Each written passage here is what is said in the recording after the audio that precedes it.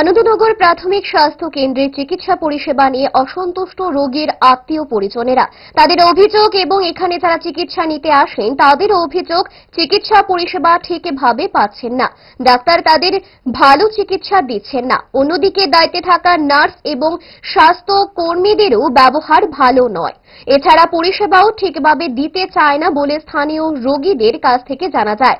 যাদের ডেপুটেশনে পাঠানো হয় আনন্দনগর প্রাথমিক স্বাস্থ্য কেন্দ্রে তারা ঠিকমতো কাজ করেন না বলে অভিযোগ।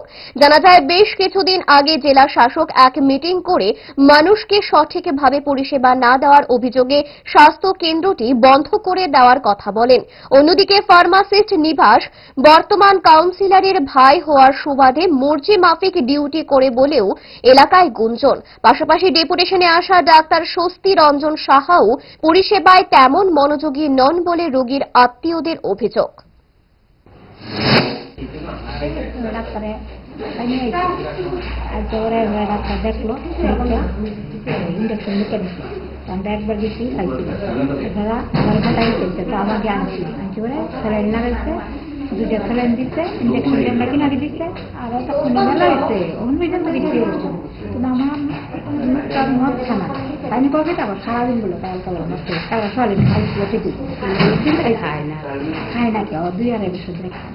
আমি কবে তারপর সারাদিন দিন করছে আমরা কই না আমার সাথে কথা বলতে আমরা মানুষ আমরা জানি না।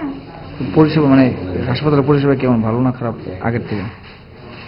আমরা তো তাদের কাছে খারাপ